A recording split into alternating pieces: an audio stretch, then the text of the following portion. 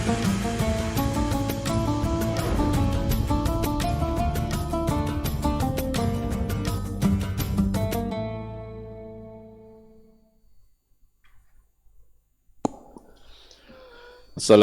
warahmatullahi wabarakatuh.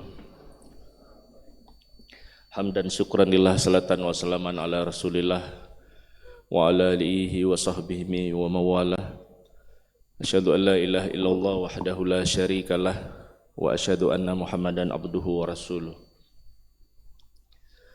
Puji dan syukur marilah sama-sama kita panjatkan kehadirat Allah Subhanahu wa taala atas segala limpahan rahmat karunia yang telah Allah berikan kepada kita, hingga alhamdulillah pada kesempatan subuh yang berbahagia ini kita masih diberikan kesempatan kesehatan untuk dapat melaksanakan sholat subuh secara berjamaah, di mana dalam sebuah hadis Rasulullah SAW, baginda Rasulullah menyampaikan bahwa bila kita dapat melaksanakan sholat isya dengan berjamaah, maka kita telah dapat melaksanakan ibadah separuh malam. Namun selanjutnya bila sholat subuh tersebut dapat kita lanjutkan kembali secara berjamaah, maka seolah-olah kita telah dapat beribadah sepenuh malam. Nah, maka kita bermohon kepada Allah Subhanahu wa taala agar Allah memberikan keistiqomahan kepada kita hingga kita dapat melaksanakan ibadah ini secara konsisten dan istiqomah. Berikut salawat dan salam kepada baginda Rasulullah SAW, Rasul yang telah membawa kita dari peradaban jahiliyah ke peradaban yang penuh dengan ilmu pengetahuan.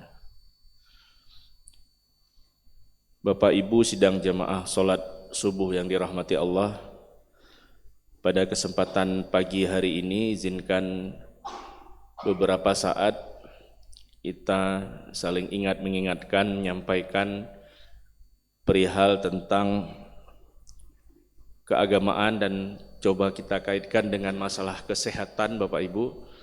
Mudah-mudahan bermanfaat bagi kita. Bapak Ibu sidang jemaah salat subuh yang dirahmati Allah, sebagaimana lazim kita hafal, kita ketahui pada surah Al-Baqarah 183, Allah berfirman, ya ayyuhallazina amanu kutiba alaikumusshiyam kama kutiba alal ladzina min qablikum la'allakum tattaqun. Bahwa Allah mewajibkan kepada kita orang-orang beriman, jadi tidak disuruh kepada orang yang tidak beriman, artinya orang yang beriman untuk melaksanakan ibadah puasa Ramadan. Nah, kemudian dalam ayat berikutnya Allah melanjutkan, ayyaman ma'dudat faman kana minkum maridan aw ala safarin fa'iddatum min ayyamin ukhar wa 'alal ladzina yutiqunahu fidyatun ta'amu miskin faman tatawwa khairan fahuwa khairul lah wa antasumu khairul lakum in kuntum ta'lamun. Pada ayat 184 ini Allah menyatakan ayyaman ma'dudat, artinya puasa Ramadan yang kita lakukan adalah jumlah hari yang terbilang Bapak Ibu.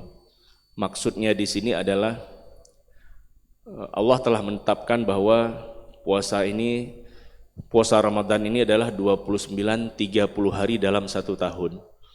Nah, tidak ada satu unsur paksaan memberatkan apalagi membuat beban pada umat yang beriman tadi untuk melaksanakan ibadah ini. Karena kalau kita kaji dalam satu tahun kita punya waktu 365 hari. Allah hanya minta 29-30 hari saja. Artinya dalam satu bulan selama 12 bulan lainnya kita diperintahkan untuk melaksanakan ibadah puasa. Kemudian jumlah yang terbilang tadi juga diartikan bahwa ketetapan puasa Ramadan itu tidak dapat digeser Bapak Ibu. Jadi kalau kita melihat kalender Masehi itu jatuh pada bulan Maret dan April 2023. Kemudian misalnya pada situasi bulan Maret dan April itu panas, kita kepingin menggeser di bulan Mei sajalah, itu nggak bisa Bapak Ibu. Artinya memang sudah ketetapan bahwa ayyaman ma'dudat, sudah konsepsi bahwa memang puasa Ramadan itu dilaksanakan pada jatuh di bulan Ramadan. Kemudian di lanjutan ayat berikutnya, faman kana minkum maridan, artinya setelah Allah memberikan kewajiban kepada kita juga diberikan kemudahan Bapak Ibu. Bagi kita atau keluarga kita, sanak famili yang menderita sakit, maka famangkana minkum maridan, boleh tidak berpuasa kepada kita yang sakit. Kemudian pada ayat berikutnya Allah juga menjelaskan tentang bagaimana keringanan puasa ini dilakukan pada orang-orang yang sedang melakukan perjalanan atau orang-orang yang melakukan safar. Famangkana minkum maridan au ala safarin fa'iddatum min ayamin ukhar. Nah, kemudian kewajiban ini walaupun tidak dapat kita lakukan karena kita sakit atau safar, kita mengganti di hari-hari berikutnya setelah bulan Ramadan. Jadi memang ada satu SOP, ada satu ketetapan dari Allah Subhanahu wa taala bahwa orang-orang yang sakit ya melakukan perjalanan dimudahkan, diberi keringanan untuk tidak berpuasa dengan catatan fa'iddatum min ayyamin ukhar, menggantikannya pada hari-hari yang lain. Sampai pada akhir ayat Allah juga menjelaskan tentang adanya membayar fidyah dan lain sebagainya kepada orang-orang yang memang sama sekali sakit berat sehingga tidak dapat melaksanakan penggantian pada puasa. Bapak Ibu yang dirahmati Allah, pada kesempatan pada subuh hari ini kita mencoba melihat bahwa ada satu fisiologi yang luar biasa pada saat kita berpuasa. Tentu saja tadi pada pukul 4 pagi kita melakukan ibadah makan sahur Bapak Ibu. Nah, makanan yang kita makan pada tadi pukul 4 pagi secara ilmu 6 sampai 8 jam kemudian makanan yang kita asup tadi maka akan sampai ke ileum terminal Bapak Ibu. Ileum terminal ini adalah salah satu bagian dari usus di mana sari-sari makanan akan terserap pada bagian ini. Jadi setelah 6 sampai 8 jam artinya kalau kita makan pada pukul 4 tadi, maka lebih kurang kalau kita mengambil angka 8 jam, 4 ditambah 8, maka sampai dengan pukul 12 siang nanti makanan tersebut sudah mencapai pada bagian akhir dari usus halus Bapak Ibu. Apa yang terjadi di sini? Ada satu daya tarik ya, untuk kalau kita melihat pada orang berpuasa, ada satu mekanisme yang disebut sebagai autopagi atau autolisis, autopagi dan autolisis. Apa itu makna autopagi? Autopagi bermakna kalau auto itu kita tekan remote Bapak Ibu adalah otomatis ya, atau sendiri. Pagi atau pagos itu memakan. Jadi sel-sel di dalam tubuh memakan dirinya sendiri Bapak Ibu. Kemudian autolisis, autolisis ini auto juga langsung, by name pribadi, lisis hancur. Jadi setelah dia memakan yang ada di sel tadi, memakan dirinya sendiri, kemudian dia menghancurkannya. Jadi ada satu mekanisme yang terjadi pada orang yang berpuasa bahwa sel-sel yang ada di dalam tubuh tadi akan memakan bagian-bagian yang tidak berguna dari tubuh Bapak Ibu. Makanya hikmah orang berpuasa itu adalah membersihkan ya kotoran-kotoran atau sampah-sampah yang tidak lagi berguna di dalam tubuh untuk dibuang keluar Bapak Ibu. Sama seperti kalau kita punya kendaraan mobil, sepeda motor Bapak Ibu, itu perlu waktu 3-4 bulan sekali untuk kita melakukan perbaikan atau preparasi atau servis Bapak Ibu. Begitu juga dengan tubuh kita. Dalam 1 tahun Allah memberikan kesempatan 1 bulan untuk bersih-bersih. Nah, pada saat pukul 12 siang tadi kita sudah digunakan energi yang ada di dalam tubuh, Allah akan memberikan energi cadangan yang dimiliki oleh kita Bapak Ibu. Apa itu? Setelah kita pada pukul 12 tadi, 8 jam setelah kita makan, kita nggak makan sama sekali, maka pada pukul 11-12 siang, energi cadangan yang ada di dalam tubuh kita akan tergunakan. Apa yang akan digunakan setelah karbohidrat habis? Lemak Bapak Ibu. Berikutnya adalah protein. Nah, disitulah mungkin pada orang-orang yang melakukan program diet, dia membakar sisa-sisa lemak yang ada di dalam tubuhnya agar habis Bapak Ibu.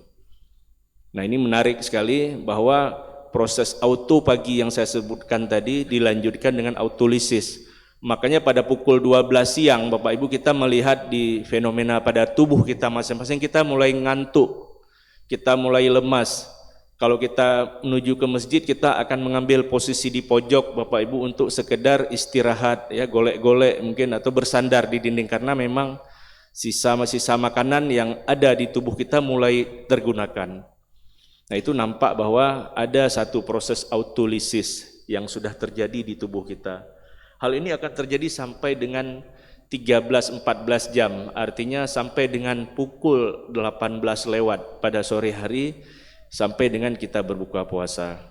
Jadi menarik sekali bahwa tubuh kita ini diberikan kesempatan untuk beristirahat, organ-organ yang ada di dalam tubuh diberikan kesempatan untuk beristirahat agar kotoran, sampah, sisa makanan yang ada di dalam tubuh kita itu dapat terbakar atau digunakan oleh sel-sel yang tadi memakan dirinya sendiri, Bapak Ibu. Jamaah salat subuh yang dirahmati Allah, akhirnya setelah kita melaksanakan ibadah puasa 1 bulan penuh lamanya, kita berharap apa yang sudah kita makan, apa yang sudah tertimbun di dalam tubuh kita selama 11 bulan yang lain, 11 bulan yang lalu dapat dikeluarkan oleh mekanisme puasa yang kita lakukan selama 1 bulan. Sangat banyak hikmah manfaat selain berpuasa, selain di bidang kesehatan Bapak Ibu, juga di bidang-bidang lainnya terkait misalnya di bidang ekonomi. Kalau kita konsumsi di luar puasa Ramadan, kita makan mungkin pagi, siang, malam ya, memenuhi kebutuhan hari-hari pagi, siang, malam, tapi di bulan puasa kalau mekanisme menghemat ini tadi dapat kita lakukan secara maksimal, maka secara keekonomian juga akan memberikan dampak yang luar biasa kepada kita. Namun yang sering terjadi adalah pada saat kita berbuka puasa justru kita melakukan balas dendam, Bapak Ibu. Ini yang memang siapapun itu melihat kuliner yang ada di tempat kita di Banda Aceh, ya saya sudah membandingkan hampir 6 tahun berada di Jogja, Bapak Ibu, jauh sekali berbeda ya. Santapan pada saat buka puasa, dan ini kadang-kadang yang menjadi kendala, makanya setelah kita berpuasa juga enggak kurus-kurus atau tidak turun-turun berat badan, karena mekanisme balas dendam yang memang selama ini terus terjadi, Bapak Ibu. Setelah kita berpuasa makan, setelah sore buka puasa kita gas lagi, sehingga memang tidak tampak adanya perbedaan. Tapi apabila kita ingin mengikuti apa yang sudah dijalankan oleh baginda Rasulullah SAW dengan mengkonsumsi kurma, kemudian sedikit air ya, kemudian kita melakukan ibadah sholat dan lain sebagainya, mungkin boleh jadi apa yang sudah diterangkan oleh seorang penerima Nobel di tahun 2016 terkait konsep autophagy autolysis ini dapat kita jalankan dengan lebih maksimal.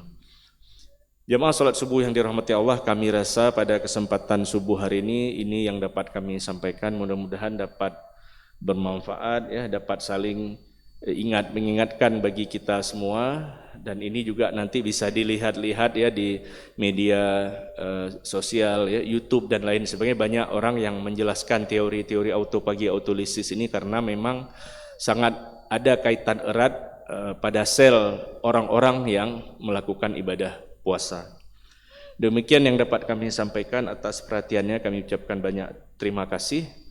Assalamualaikum warahmatullahi wabarakatuh.